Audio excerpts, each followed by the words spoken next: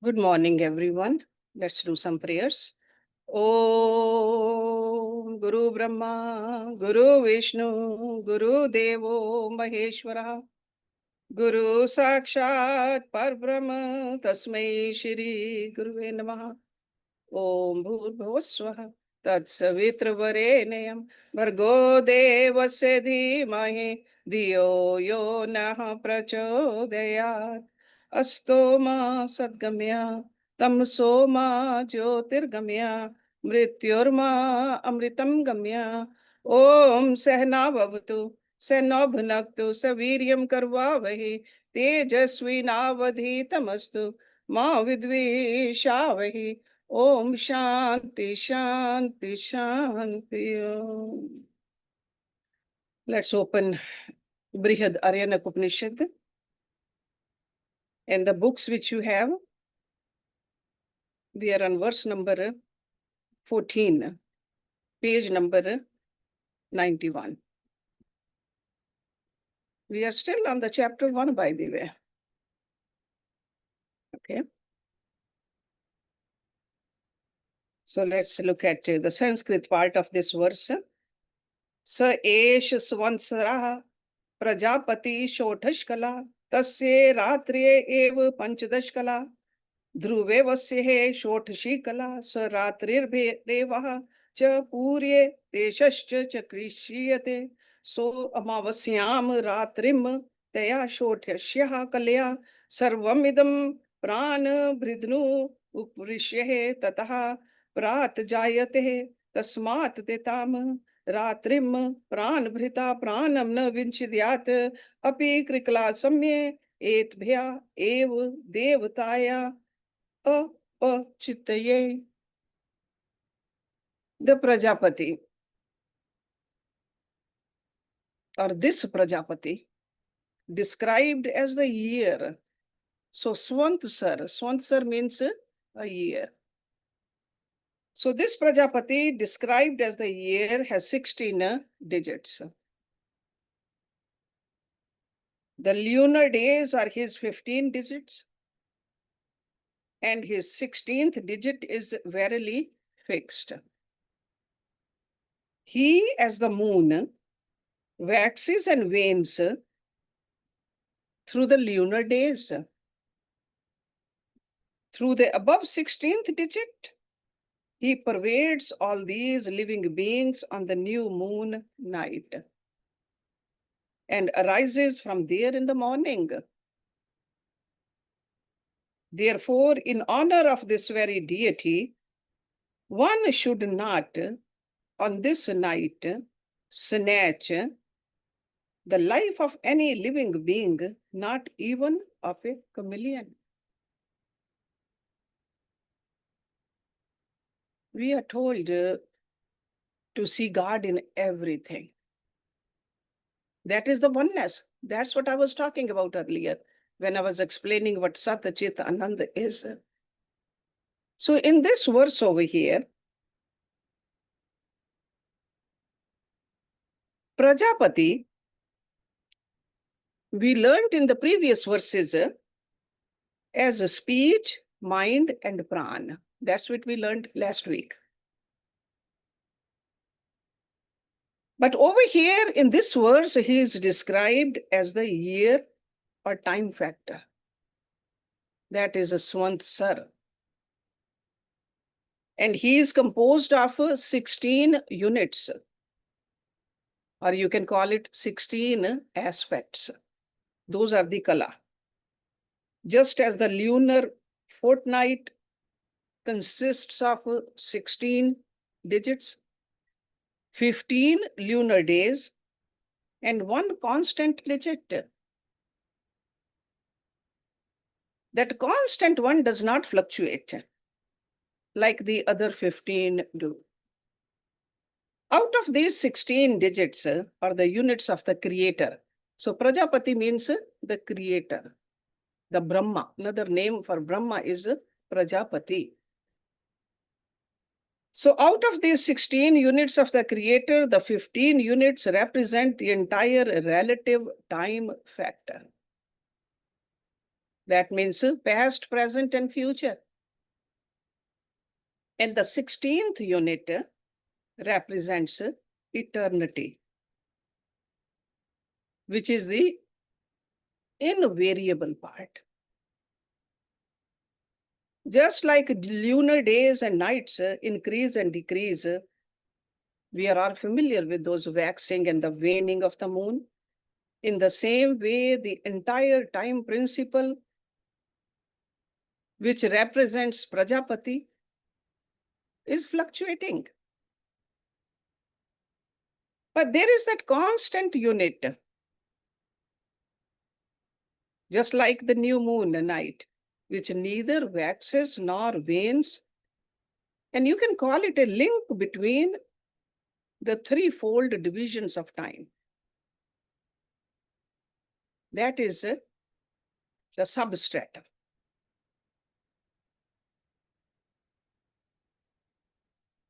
In the other Upanishads also, this Prajapati has been mentioned.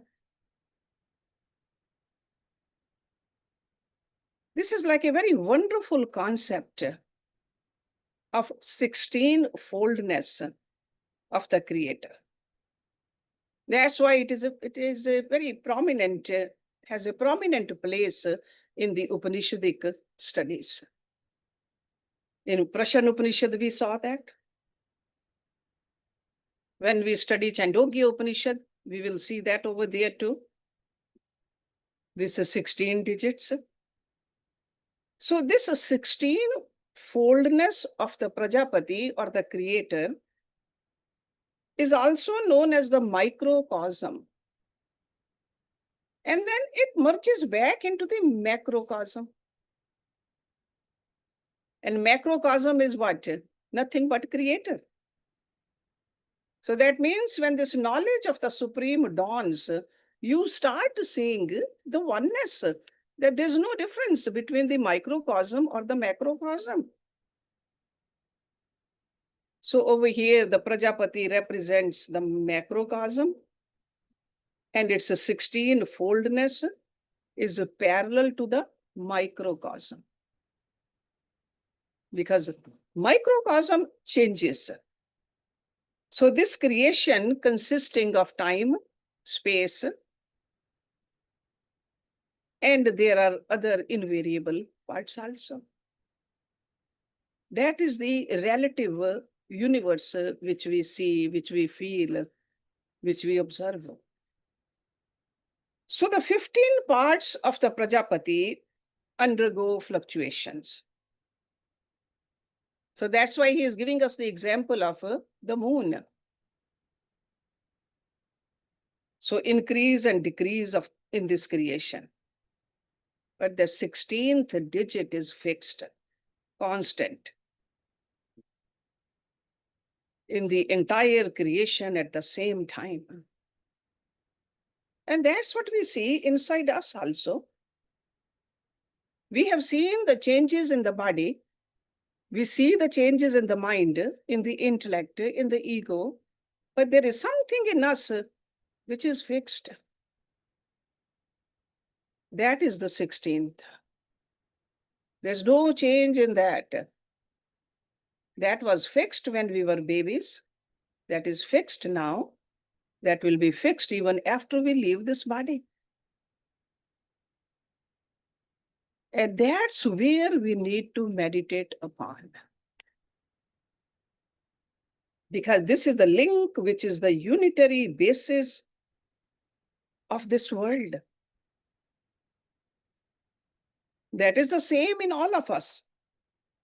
In this entire phenomena, that's where we are one. Because when we say we are all one, that doesn't mean our bodies are one. Our minds are one, no. Our ideas are one, no. In that substratum, we are one.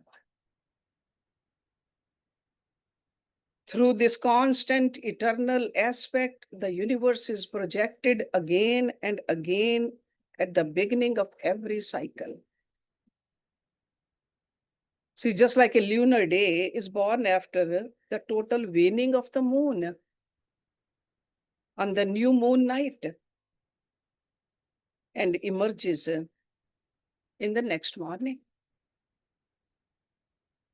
So he says, meditate on the moon, the changing colors of the moon, and remember yourself also. So in honor of this deity Prajapati, who is compared with the moon here, no one should cut off the life of any living being, he is saying. Life giver is the Prajapati. No one should kill any living creature here in this world. He says, not even a chameleon. Because normally chameleon is considered generally quite vicious and inauspicious. So we should not cause any death to anyone, not even a vicious creature. In the same way, causing death to any creature is forbidden for all. Because life giver is the Prajapati. We don't have any right to take the life away.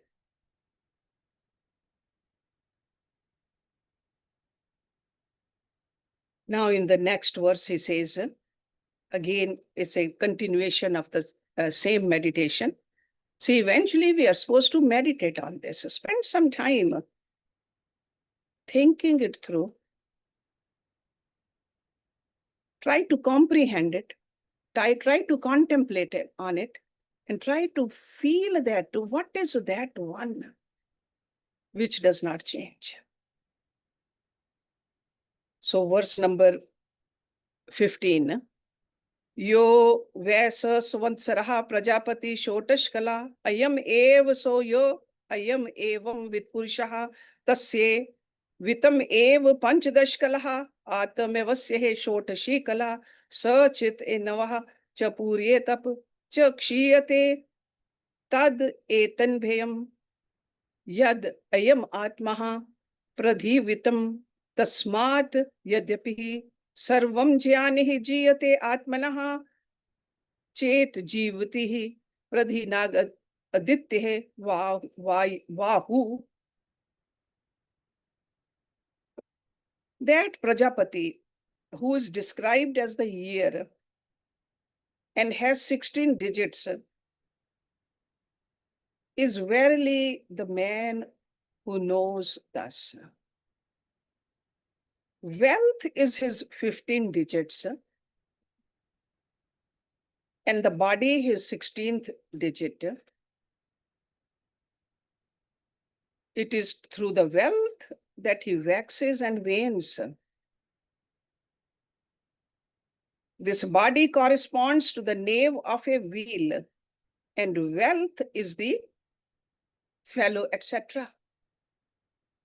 Therefore, even if a man is shorn of everything, but he lives physically, people say that he has been deprived only of his outfit.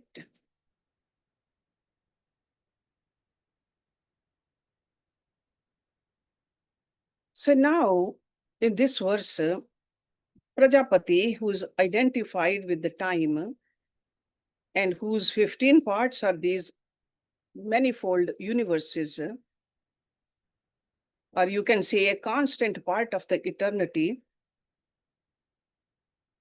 explained in the microcosm. So it's like a relationship between the eternal and the non-eternal. And this person who is in a human form is also consists of 16 parts.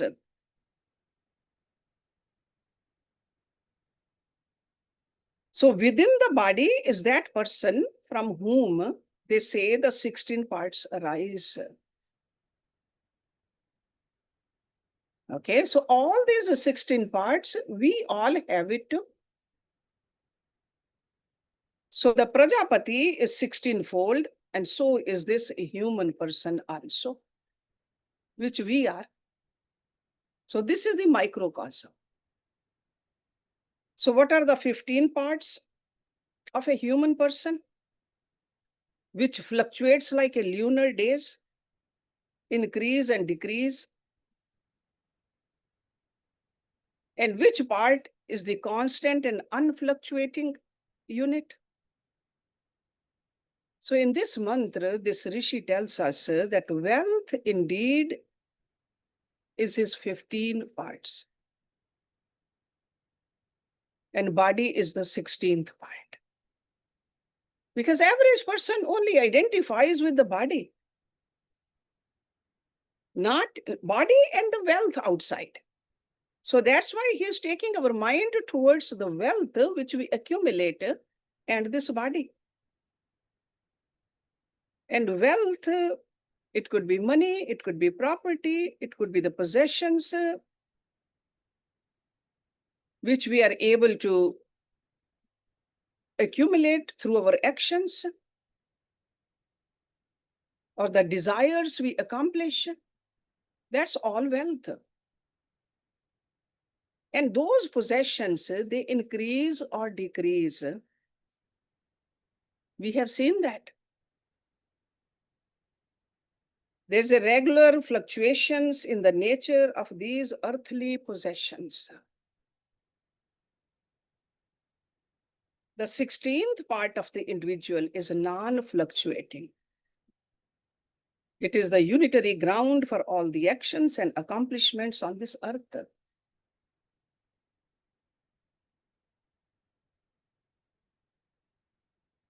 This body, which is the fixed unit, because in this lifetime, the body we identify with is the fixed unit. And he says that is like a center of the wheel. And the wealth is the periphery, the spokes. So even though one is deprived of the material wealth, sometimes we see people suffer great loss. Or even sometimes in accidents, if the car is totaled and the person is saved, we say, thank God that you got saved. That body is alive, safe and sound. We say it's only the things which can be gained again. You can earn it back. You can buy a new car.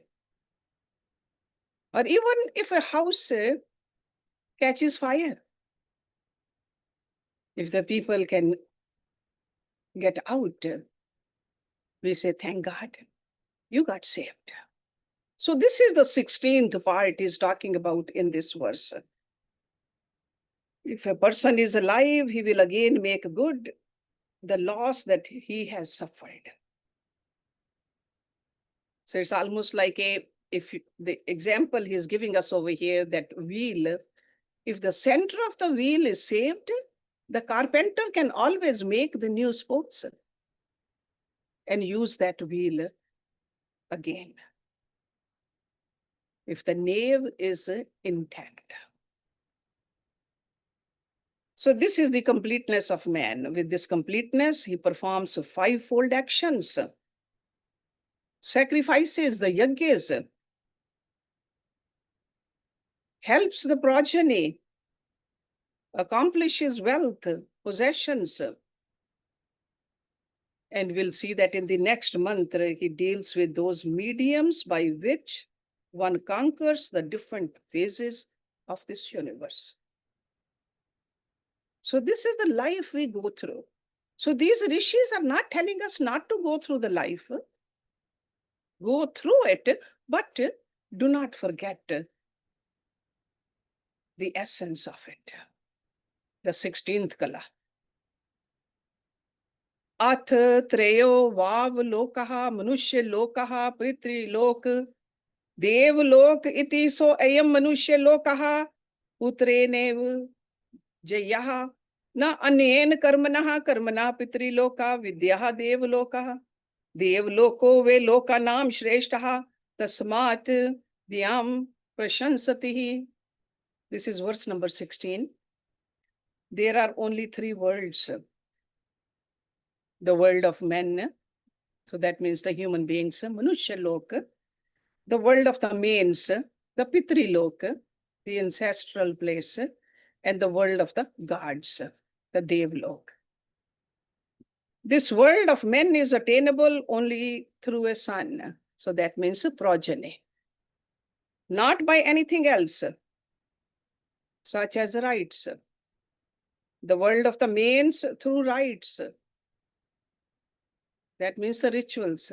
And the world of the gods through meditation. The world of the gods is indeed the best of the worlds.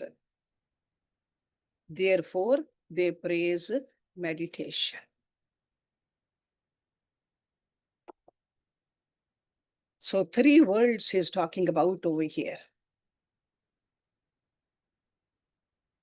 It has been observed by the saintly people that there are three worlds where beings flourish and live in the three different levels of consciousness. Bhurbhuvaswa. They are the worlds of human beings, this physical world of mains where the forefathers reside, and of the gods where celestials live, devtas. This Rishi is telling us this world of human beings can be attained through progeny. And we'll see the explanation in the next mantra also about this. Because our children alone become the means of accomplishing all karmas which the parents have been unable to perform. It's like a continuity. A dutiful son or a daughter will earn the name and fame for the father. Even after death, his name is remembered through the progeny. Don't we often use this term when we are trying to put our children or grandchildren on the right path? Remember your forefathers. What kind of a lineage you belong to? What kind of a family you belong to? Because even after the death, the person's name is remembered through progeny. I'm sure you all have the pictures of your parents, grandparents, or maybe some of you great-grandparents. Hopefully you know the names of them. And I'm sure you do those 15 days of remembrance for the forefathers, which is called Shraddh.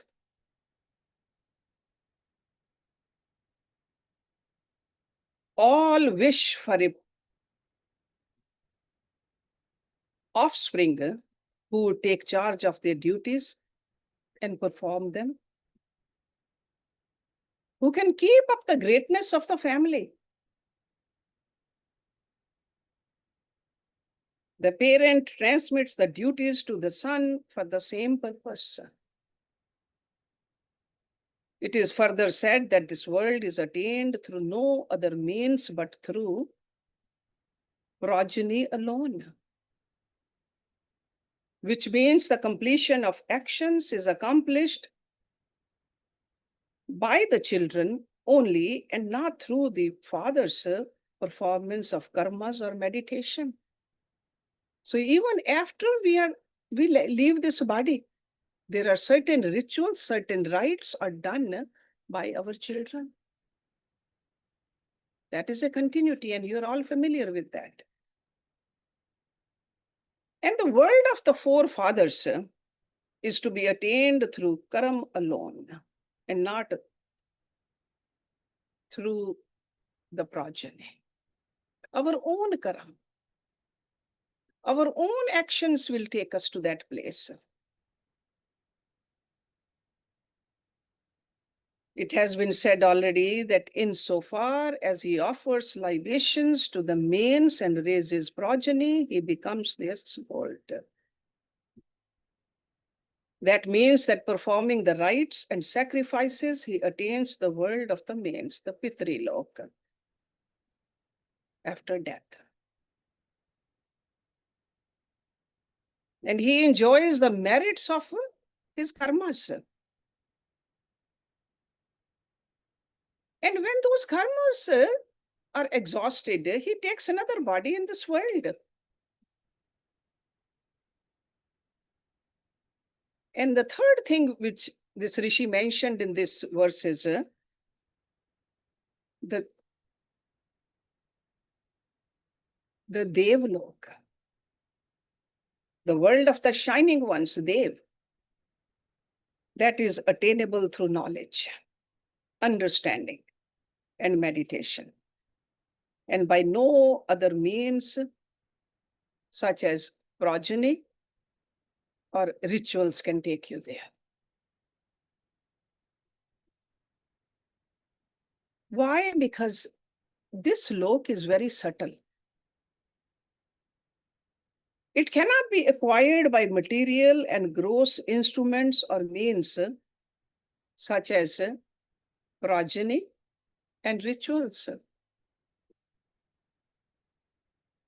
People who are able to meditate and understand the subtle meaning of the scriptures and practice meditation attain to the world of the gods. And they can become identified with those devatas. How? By the virtue of their purity, by the virtue of their knowledge. Scriptures speak of the 7 worlds of the devatas, the celestials. 7. Bhu, Bhuva, Swa, Maha, Janaha, Tapaha, and Satya.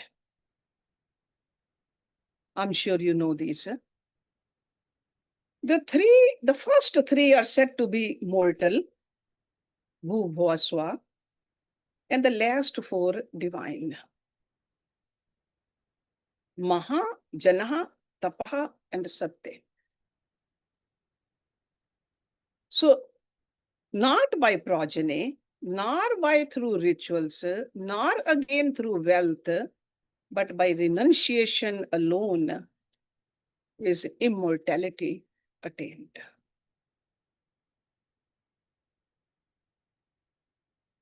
This is very boldly declared in other Upanishads also. As a person rises to the higher realms of consciousness, which are symbolized by these words,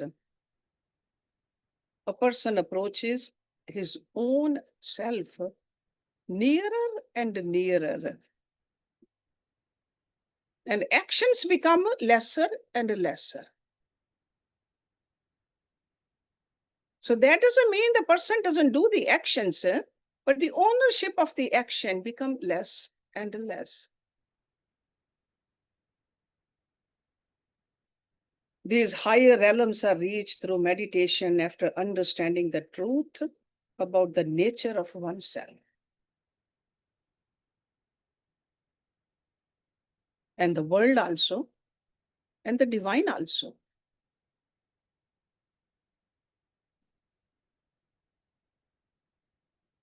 And as regards the world of the men or the people, which is attainable through progeny, there is a next verse for that. Verse number 17.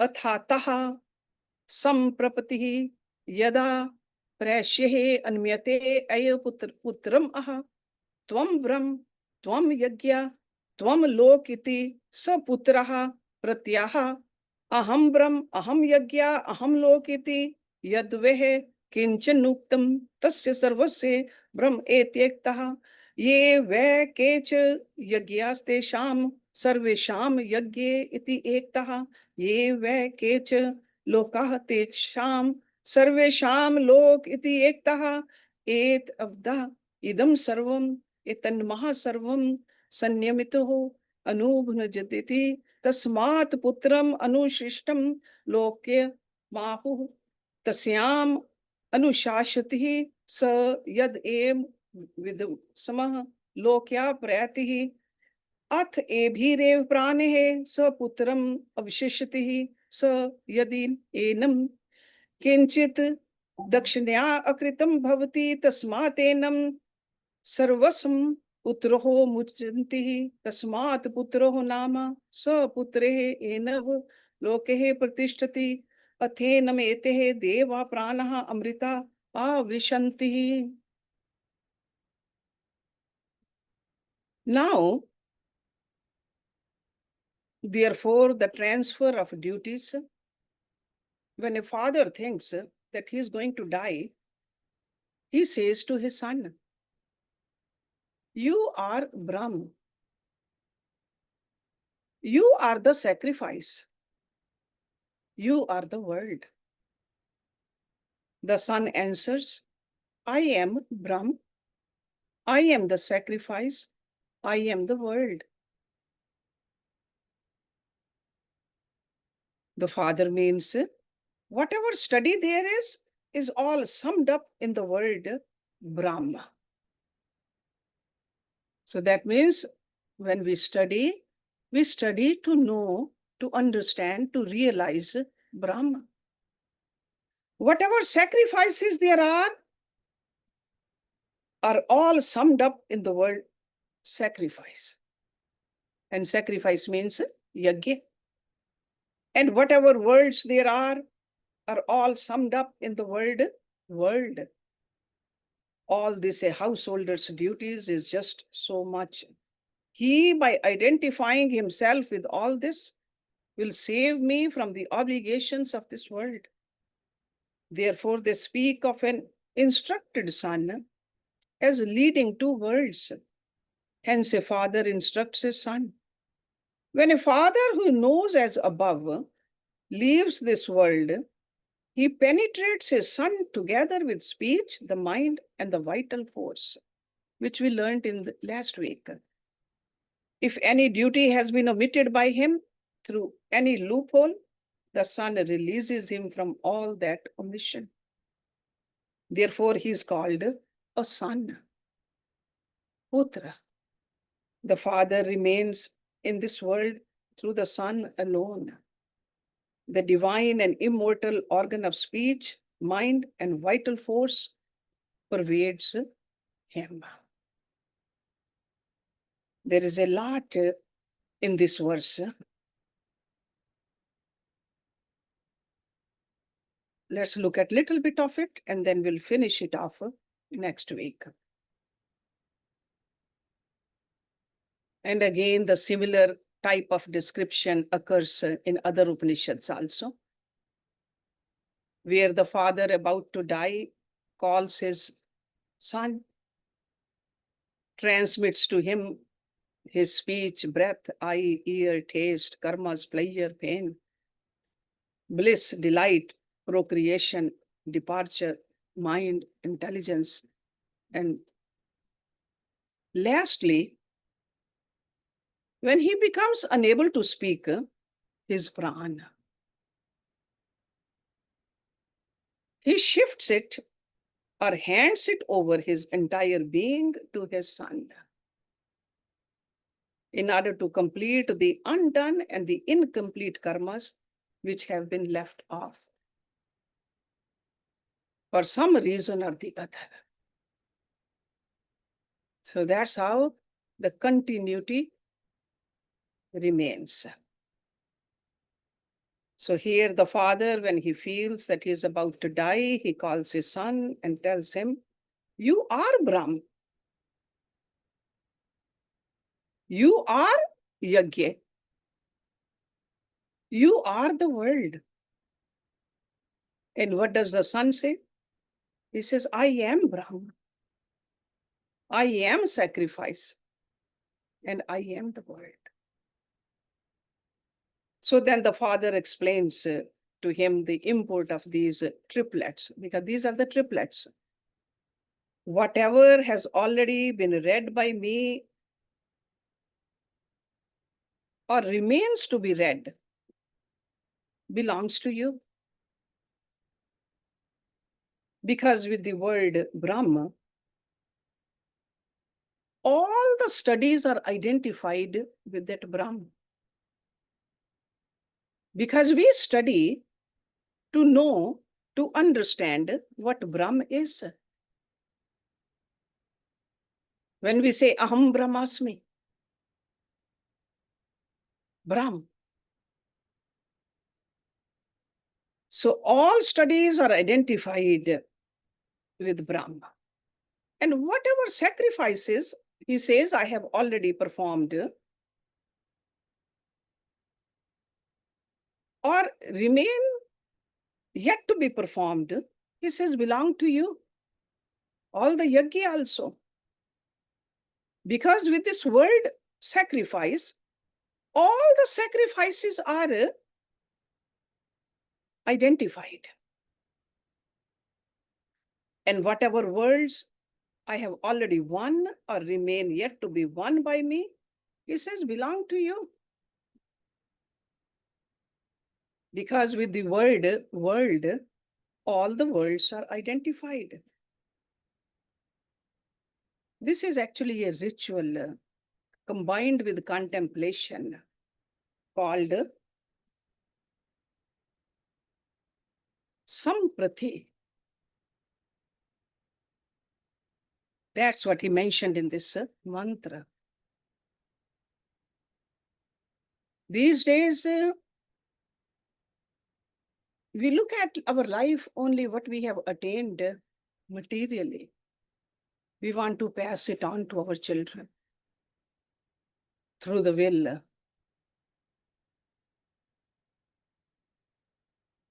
Because we identify our life only in the material sense.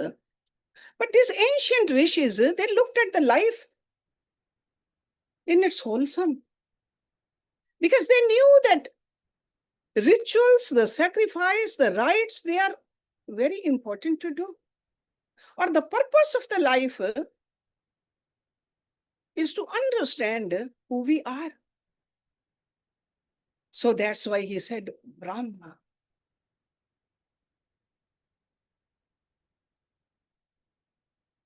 You are Brahma. You are the sacrifice also.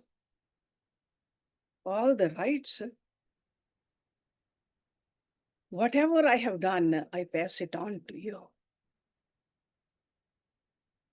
That's why we often say that we feel that